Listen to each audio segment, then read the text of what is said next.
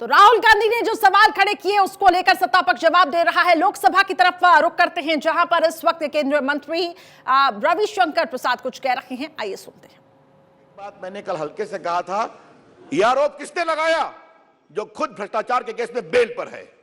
वो लगा रहा है। उनकी माताजी बेल पर हैं और उनके बहनोई साहब बेल पर हैं। और वो केस क्या है? वो केस है कि 50 लाख में आपने 5,000 करोड़ की प्रॉपर्टी हथिया ली। ये सही बात बोल रहे हैं। और सर ये सर मैं बोल रहा हूं नेशनल हेराल्ड के मामले में। सर नेशनल हेराल्ड बेल में है। अरे आप ट्रायल फेस कर रहे हैं, छोड़िए सर नेशनल हेराल्ड के मामले में सर आप ध्यान रखें सर कि एक आजादी के आंदोलन का अखबार था, उसके शेयर गोविंद वल्लभ पंत, नेहरू जी, टंडन जी सब लोग रखे थे सर। एक रात उसके सारे को बेच दिया गया यंग इंडिया को। यंग इंडिया के ओनर कौन कौन थे? माता जी और पुत्र जी और मोतीलाल वोरा जी सर। और उसको जो 90 करोड़ रुपया लोन दिया गया था कांग्रेस पार्टी के द्वारा, यहां पर आया तो उस लोन को राइट ऑफ कर दिया गया। और क्या मतलब हुआ कि राहुल जी और उनकी माता जी के कंट्रोलिंग शेयर के यंग इंडिया को मुंबई, दिल्ली, लखनऊ, पटना और चंडीगढ़ की भारी प्रॉपर्टी मिल गई। यह है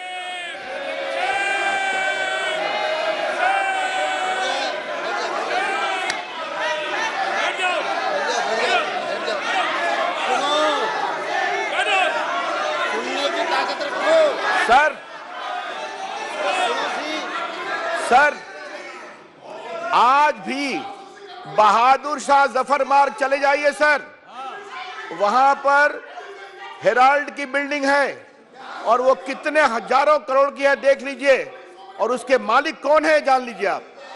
और सर मैं इसलिए नहीं कह रहा हूं, एक केस हुआ, केस में सर कॉग्निजेंस हुआ, ये क्वाशिंग में गए, हाई कोर्ट गए, सुप्रीम कोर्ट गए, रिजेक्ट हुआ, इनको बेल लेना पड़ा और ट्रायल फेस कर रहे हैं। अरे अनिल बाबू, सुप्रीम कोर्ट रिजेक्ट करने के बाद आप बेल में हैं। अच्छा ठीक, अच्छा सर ये सर ये बहुत गलत है सर, दबाव में डाला गया। ये क्या मतलब है सर इसका?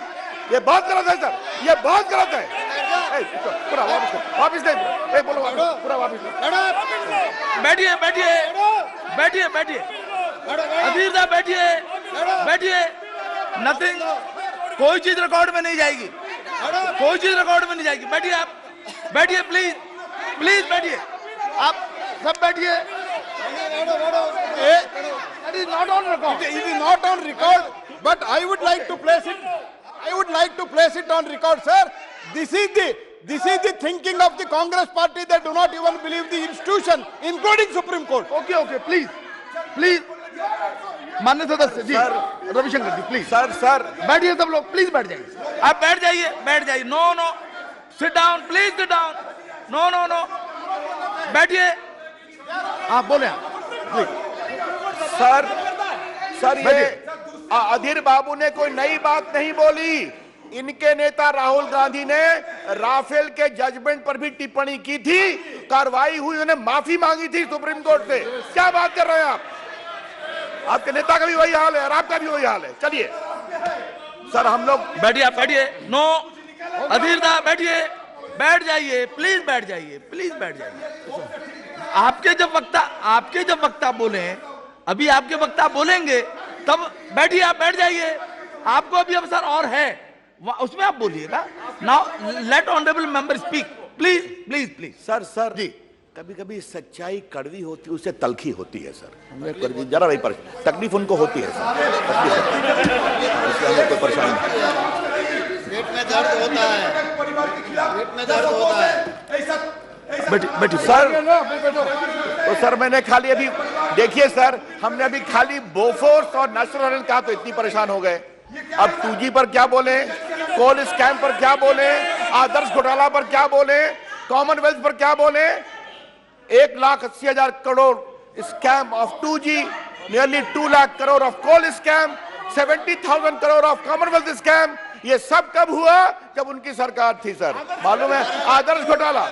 और सर आदर्श घोटाले में तो सर शर्मिंदगी तो की संसद में जहां एक तरफ विपक्ष जोरदार हंगामा कर रहा है, तो दूसरी तरफ आपको बता दें सत्ता पक्ष जवाब दे रहा है। रविशंकर प्रसाद ये पक्ष रखते हुए नजर आ रहे हैं। कंसल्टिंग एडिटर इस वक्त अमित मिश्रा हमारे साथ कनेक्ट हो चुके हैं। अमित मिश्रा जी, हम देख पा रहे हैं इस वक्त किस तरीके से सत्ता पक्ष अपनी बातों को रख रहा है, और उसी हम ये कह सकते हैं कि लैंग्वेज में जवाब दिया जा रहा है जिसमें कई घोटालों का जिक्र किया गया, बोफोर्स का जिक्र किया जा रहा है, 2G स्कैम का जिक्र किया जा रहा है।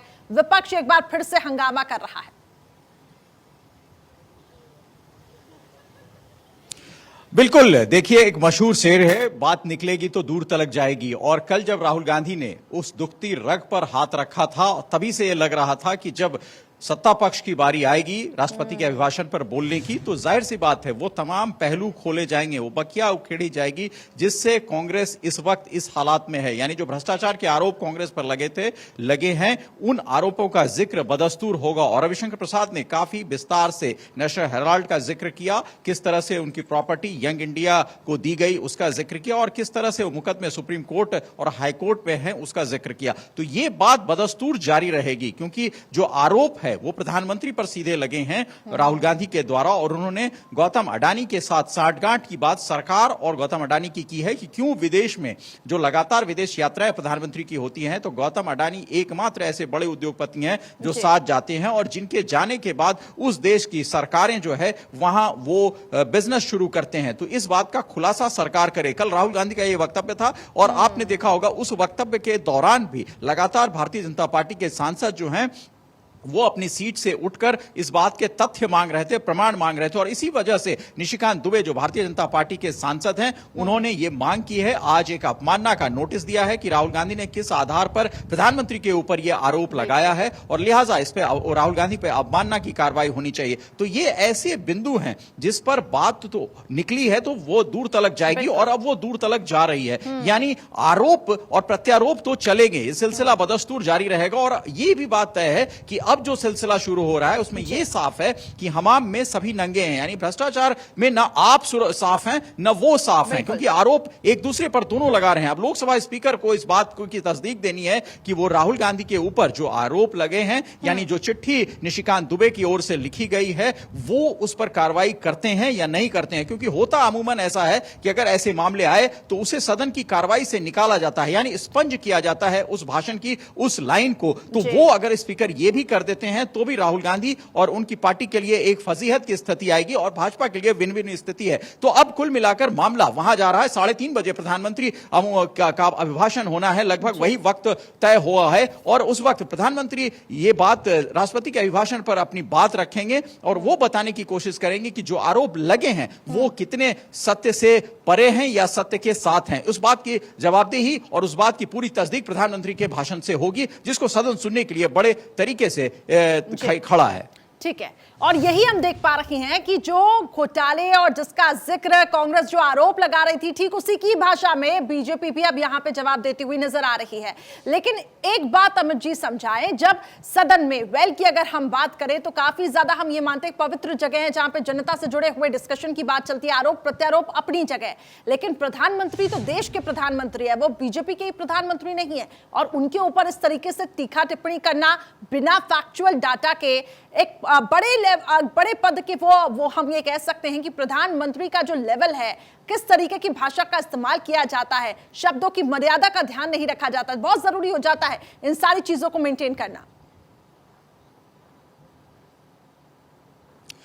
बिल्कुल, वो बातें जो है वो दोनों पक्ष पर लागू होती हैं, सत्ता और विपक्ष पर, कि मर्यादा के तहत अपनी बात को रखें। और पहले सदन में जब वाजपेयी जी प्रधानमंत्री थे तब भी इस चीज को रखा जाता था, और प्रधानमंत्री रहते उन्होंने कई बार ऐसी चीजों का जिक्र किया, हम लोग कवर करते थे। उन्होंने इस बात को कहा कि भाई हमारे रिश्ते जो हैं वो बदस्तूर बने रहने चाहिए, उसमें कड़वाहट नहीं आनी चाहिए, राजनीतिक आरोप प्रत्यारोप उसकी जगह है सदन, और आप अपनी तरीके से शांति से उस बात को रखें।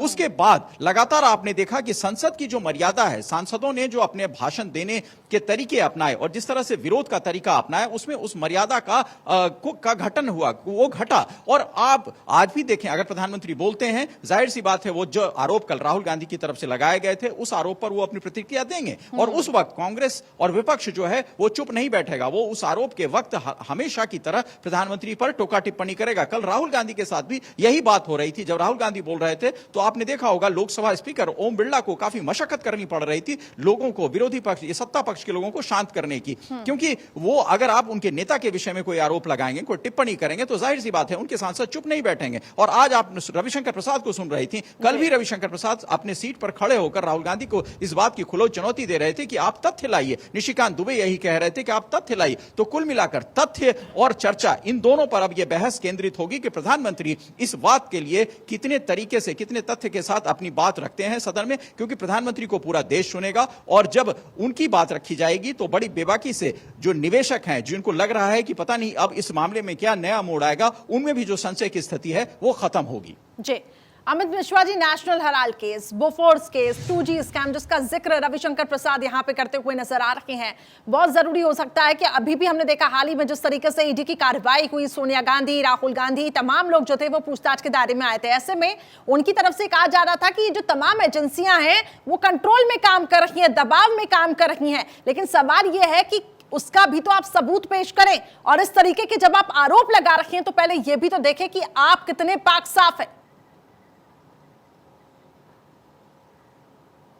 बिल्कुल, आपने देखा होगा कल राहुल गांधी जब अपना भाषण दे रहे थे तब भी उन्होंने इस बात का जिक्र किया था कि जो एजेंसियां हैं उनका दुरुपयोग किया जा रहा है। और उन्होंने विभिन्न उद्योग घरानों का नाम लिया और उस नाम के साथ बोला कि इनको दबाया गया और अडानी ग्रुप को ये ठेका दिया गया। तो उस चीज का प्रूफ मांग रहे थे। पश्चिम बंगाल और उड़ीसा का जिक्र वहां पर हुआ सदन में कि वहां जो ठेके दिए गए वो जो रूपता थी, एक रूपता थी, वहां उसका पालन नहीं किया गया और अडानी ग्रुप को दिया गया। तो ये तमाम चीजें जो हैं वो सदन के पटल पर प्रूफ के साथ आने चाहिए, आना पड़ेगा, क्योंकि अब नोटिस है अवमानना का, तो उसमें लिहाजा उस विषय पर अपना प्रूफ, अपना पर्याप्त सबूत रखना पड़ेगा। दूसरी प्रमुख बात जो ये दाग है, अमित जी, रोकना चाहूंगी आपको क्योंकि राज्यसभा में इस वक्त हंगामा हो रहा है। वो तस्वीरें भी अपने दर्शकों को दिखा देते कि किस तरीके से विपक्ष वहां पे जोरदार हंगामा कर रहा है।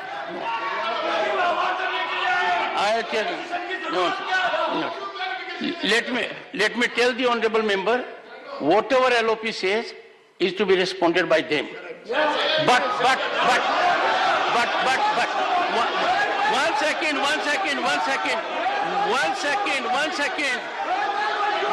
one second, but I am there. I will have to ensure. No, one second. The ruling party cannot invoke the provisions that I have. If a member makes an allegation against another member, it is my duty to live up to constitutional requirement. Honorable LOP will during course of the day substantiate the allegations with respect to so-called washing machine. He will do it. What? Ask him to sit down, sir. No. Sir, ask Jairam Ramesh to take his seat. Sir, ask him. आप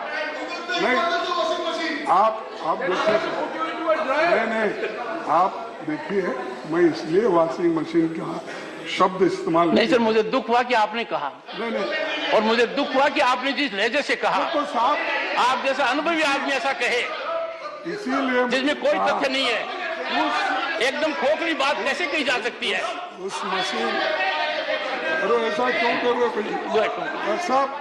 उस washing machine में डालने के बाद वो व्यक्ति, कलंकित व्यक्ति उज्ज्वल बनता है और उसके खिलाफ छापे बंद हो जाते हैं और उसको वहां पर लिया जाता है। ये बोलने के लिए मैं वॉशिंग मशीन बोला और कुछ नहीं। और तो मल्लिकार्जुन खड़गे को आप सुन रहे थे, अपोजिशन लीडर। लगातार वो ये कह रहे हैं कि हमें अपनी बात रखने का मौका दीजिए। राज्यसभा में अमित जी जोरदार हंगामा हो रहा है और ये साफ तौर से कहा जा रहा है कि धर्म जाति के आधार पर देश को बांटने का काम किया जा रहा है। हम तो भारत जोड़ो यात्रा में लगे हुए हैं, हम तो भारत को जोड़ने का काम कर रहे हैं।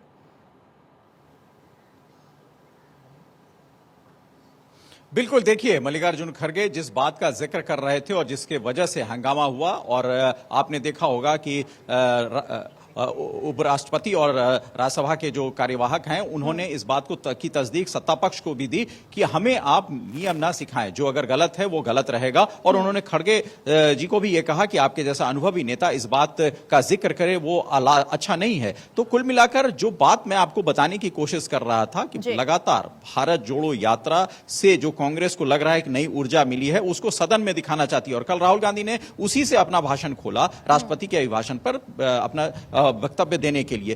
तो यहां मल्लिकार्जुन खड़गे भी लगातार उस भाषा का इस्तेमाल कर रहे हैं और ये कोई पहली बात नहीं है। कांग्रेस पहले भी कह चुकी है, जैसे हेमंत बिश्व शर्मा असम के मुख्यमंत्री हैं, वो कांग्रेस में थे, उन पे कुछ आरोप लगे थे और उसके बाद वो भारतीय जनता पार्टी में गए। कांग्रेस तब भी यही कह रही थी कि आपके ऊपर आरोप जो लगे हैं वो अब जांच के दायरे से बाहर हो गए, अब आपको जांच का सामना नहीं करना पड़ेगा। तो कांग्रेस लगातार इस बात को कहती जा रही है, लेकिन क्या इसके लिए पर्याप्त सबूत है कांग्रेस के पास? ये सबसे बड़ा सवाल है, जिस सवाल को भारतीय जनता पार्टी और सत्ता पक्ष के सांसद लगातार पूछ रहे हैं कि अगर हमने ऐसा किया, ईडी का दुरुपयोग किया, इनकम टैक्स का दुरुपयोग किया, सीबीआई का दुरुपयोग किया, तो क्या इसके लिए पर्याप्त सबूत है कांग्रेस पार्टी के पास, या सिर्फ ये वक्तव्य है, खोखली दलीलें हैं? तो खोखली दलीलें जो है वो सदन में भाषण के लिए तो चल सकती हैं, लेकिन अगर आप किसी सदन के पटल पर कोई बात कह रहे हैं और आपके जैसा वरिष्ठ व्यक्ति यानी एलओपी जो लीडर ऑफ अपोजिशन है उसके जैसा व्यक्ति कह रहा है, तो उसे तथ्यों के साथ बात करनी चाहिए। इस बात की तस्दीक हर पॉलिटिकल पार्टी को होनी चाहिए और मेरे ख्याल से वो इस वक्त नहीं हो रही है। यानी आप जो आरोप लगा रहे हैं वो आरोप मनगढ़ंत हैं, वो आरोप अखबारों में छपे हैं, वो आरोप किसी लेखकों ने लिख दिए अपनी किताबों में, तो उनको आप रेफरेंस ऑफ द आरोप बना रहे हैं, लेकिन वो रेफरेंस ऑफ द आरोप ऑनरेबल कोर्ट या फिर पार्लियामेंट की नजर में दुरुस्त नहीं बैठते हैं। इसलिए इस बात की तस्दीक बहुत जरूरी है कि आप जो आरोप लगा रहे हैं किसी भी व्यक्ति का किसी के ऊपर हो, उसके पीछे फैक्ट्स होना चाहिए। और फैक्ट्स नहीं होने के अभाव में निशिकांत दुबे ने जो चिट्ठी लिखी है वो लगता है कि समझदारी से उन्होंने पत्र लिखा है, और उस पत्र के साथ अगर स्पीकर, लोकसभा स्पीकर ओम बिरला कोई कार्रवाई करने का मन बनाते हैं तो उन्हें वो तथ्य राहुल गांधी से मांगने पड़ेंगे, और अगर राहुल गांधी वो तथ्य नहीं दे पाते हैं तो उनका भाषण एक्सपंज हो जाएगा सदन की पटल से। जी जी जी अमित मिश्रा जी, लेकिन क्या संदेश जाएगा? एक तरफ राहुल गांधी 2024 के लिए कांग्रेस को तैयार कर रहे हैं, खुद को हम ये कह सकते हैं कि ये कांग्रेस का एक कमबैक हम मान सकते हैं, भारत जोड़ो यात्रा, जिसके जरिए कांग्रेस खुद को एस्टैब्लिश करने की कोशिश कर रही है। लेकिन क्या आपको नहीं लगता कि इन सब चीजों की वजह से कांग्रेस अपने जो मुख्य एजेंडा है उससे पीछे भटक जाती है? पहले तो कहा जाता था कि जो मुख्य मुद्दे हैं कांग्रेस उसको ठीक से उठा नहीं पाती है, उसको तूल नहीं दे पाती है, लेकिन बिना फैक्चुअल बात रखे आप इस तरीके के आरोप लगा रखे हैं तो सीधे कि कांग्रेस के लिए ही भारी पड़ सकता है। देखिए, पहले भी कांग्रेस ने ऐसे कई आरोप लगाए हैं भारतीय जनता पार्टी पर, और उस आरोप का जो जवाब है वो देश की जनता ने दिया है। जिस राफेल का जिक्र रविशंकर प्रसाद कर रहे थे वो कोर्ट में मामला गया था और उस वक्त एक नारा दिया गया था, चौकीदार और उसके आगे की बात, लेकिन उसके बाद उसका खामियाजा कांग्रेस पार्टी को भुगतना पड़ा। कोर्ट ने उस चीज की तस्दीक की कि यह बिल्कुल गलत है। तो अगर आप फैक्ट की बात करती हैं, जो मैं आपसे अभी जिक्र कर रहा था कि भाषण देना, किताबी बात कहना, अखबारों की भाषा बोलना वो अलग चीज है, लेकिन आप अगर आप फ्लोर ऑफ द हाउस, सदन के पटल पर कोई बात रखते हैं तो पूरी जिम्मेदारी के साथ रखनी पड़ती है, क्योंकि आपने संविधान की शपथ ली है और उस शपथ के अनुसार जो आप कहेंगे वो अक्षरशः सत्य होगा, वो नजीर बनती है और सदन की कार्रवाई हमेशा पढ़ी जाती है। इसलिए ही जो वक्तव्य होते हैं, आप पुराने वक्तव्य का उदाहरण दिया जाता रहा है कि राम मनोहर लोहिया ऐसी बात कहते थे, जनेश्वर मिश्र ऐसी बात कहते थे, अटल बिहारी वाजपेयी ऐसी बात कहते थे, तो वो जो नजीर है उस नजीर से पार्टियां इधर उधर ना हो, राजनेता इधर उधर ना हो, इसी के लिए इस फैक्ट का सहारा लिया जाता है। और कांग्रेस पार्टी इस फैक्ट से अपने आप को संलिप्त करती नहीं दिखाई दे रही है, इसी वजह से उन्हें इन आरोपों का सामना करना पड़ रहा है। और लगातार आप देखें कि सत्ता पक्ष आज हमलावर है, क्योंकि कल तक जिस अडानी ग्रुप को लेकर, जिस हिंडनबर्ग की रिपोर्ट को लेकर विपक्ष हमलावर था, उस रिपोर्ट पर जब आपने वक्तव्य दे दिया, यानी राहुल गांधी ने सदन पे कुछ बातें कही,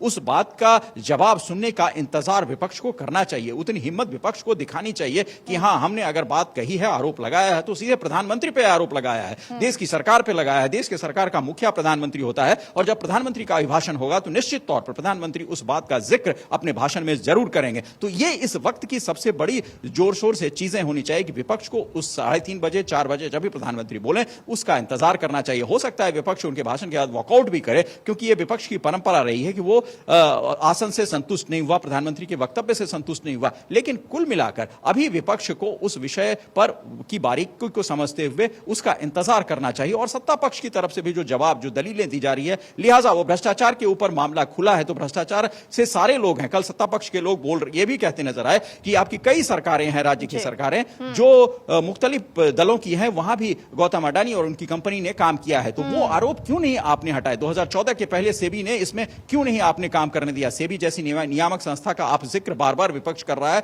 तो 2014 के पहले जब सरकार यूपीए की थी तो क्यों नहीं सेबी को यह फ्री हैंड दिया गया कि गौतम अडानी जैसे उद्योगपति के जो काम है उस पर नजर रखे? तो ये तमाम ऐसी बातें हैं जो परत दर परत खुलती जा रही हैं, और अब प्रधानमंत्री के भाषण का हमें इंतजार करना पड़ेगा कि प्रधानमंत्री अपने उद्बोधन में, अपने भाषण में देश के विकास के साथ साथ इन भ्रष्टाचार के आरोपों पर क्या बोलते हैं। बिल्कुल आपने ठीक कहा, और यही सवाल रविशंकर प्रसाद ने भी पूछा। उन्होंने कहा 2008 में आखिर अडानी का मददगार कौन था? आखिर सत्ता से आप बाहर हुए था, क्या आपकी यही बौखलाहट है कि आप इस तरीके के आरोप लगा रखे हैं बिना फैक्चुअल डाटा के? अमित जी, लेकिन मैं आपको लीगली इन चीजों को समझने की कोशिश करूंगी। जैसे आप भी कह रहे हैं कि सदन में जब बात रखी जाती है तो पूरी कोशिश होती है कि उसको फैक्ट्स के साथ रखा जाए, और यही सभापति भी एक तरफ पूछ रहे हैं राज्यसभा में जहां जोरदार हंगामा हो रहा है कि आपके पास सबूत क्या है, आप सबूत को पेश करें। तो इस आधार पर अगर यहां पे प्रधानमंत्री का हम ये सुनेंगे वक्तव्य क्या रहता है, प्रधानमंत्री जो कहेंगे, अब आगे क्या होगा, क्या एक्शन लिया जा सकता है? क्या कांग्रेस से इसके सबूत मांगे जा सकते हैं? और कांग्रेस अगर सबूत नहीं दे पाती है उस स्थिति में आखिर क्या होगा? देखिए, इसके लिए निशिकांत दुबे जो भाजपा के सांसद हैं, उन्होंने लोकसभा अध्यक्ष को एक पत्र लिखा है और उन्होंने प्रिविलेज का मामला इसे बनाया है और कहा है कि अवमानना का नोटिस राहुल गांधी को जारी होना चाहिए और उन्हें प्रिविलेज के दायरे में लाना चाहिए। तो ये एक सांसद का अधिकार है कि वो अपनी नैतिक चीजों का, अगर कहीं उसे लगता है कि मेरी नैतिक भावनाओं पर ठेस पहुंचा है, तो वो उस चीज को लेकर प्रिविलेज उठा सकता है, अवमानना का नोटिस दे सकता है। और निशिकांत दुबे ने बाखूबी इस चीज को किया है, उन्होंने स्पीकर को लिखा है। अब अगर स्पीकर, लोकसभा अध्यक्ष इस चीज की तस्दीक करते हैं और राहुल गांधी और कांग्रेस पार्टी से अब उनके भाषण से संबंधित तमाम सबूत मांगते हैं, दस्तावेज मांगते हैं, और वह अगर देने में कांग्रेस पार्टी कामयाब रही तो कांग्रेस पार्टी का जो भाषण है वो अक्षरशः सदन के पटल पर रहेगा। और अगर नहीं दे पाते हैं तो उनका जो भाषण है वो एक्सपंज होगा। साथ ही अगर स्पीकर को ऐसा लगेगा कि राहुल गांधी पर अवमानना की कार्रवाई हो सकती है तो वो भी हो सकती है। लिहाजा इसके लिए स्पीकर को फ्लोर ऑफ द लीडर्स, जो हाउस में फ्लोर ऑफ द लीडर्स होते हैं विभिन्न पार्टियों के, उनसे मुलाकात करनी पड़ेगी, उनकी राय समझनी पड़ेगी, क्योंकि सदन न तो सत्ता पक्ष के साथ चलता है न विपक्ष के साथ चलता है। हर वर्ग, हर दल के एक नेता होते हैं जो संसद में अपने दल का फ्लोर लीडर कहा जाता है, पारदर्शिता के साथ चलता है। ओबीसी इस वक्त कुछ कह रहे हैं, सुनते हैं। आपने माइनॉरिटी के बजट को 40% कम कर दिया, स्कॉलरशिप के पैसों में 560 करोड़ रुपए कम कर दिए। ये आपकी मोहब्बत है जो नफरत की निशानी बनती है। नरेंद्र मोदी की सरकार ये नहीं चाहती कि अक़लियत और मुसलमानों के बच्चे तालीम याफ्ता होकर इस देश को मजबूत करें। वो उनको हमेशा गुर्बत और नाइंसाफी का शिकार बनाकर रखना चाहती है। सर, दूसरी बात इसमें यह है कि आज अक़लियतों को मुसलमानों के ताल्लुक से कोई महीना ऐसा नहीं जाता जहां पर उनको जान से मारने की धमकी नहीं दी जाती। बरसरे इक़्तिदार जमात के एक एमपी साहिबा ने कहा कि चाकुओं को सिर्फ तरकारी के लिए इस्तेमाल मत करो, गर्दनें काटने के लिए इस्तेमाल करो। तो एआईएमआईएम चीफ ओवैसी को आप सुन रहे थे, वो भी कई गंभीर आरोप यहां पे लगा रहे थे। धर्म जाति के नाम पर देश को बांटा जा रहा है, बड़ा आरोप उन्होंने लगाया। लगातार उस पर हमारी नजर होगी। एक बड़ी खबर संसद में दी है, राहुल गांधी के बयान पर बवाल जारी है। एक के बाद एक बीजेपी के कई नेताओं ने राहुल गांधी पर सवाल उठाए हैं, कांग्रेस पर निशाना साधा। लगातार इस खबर पर नजर।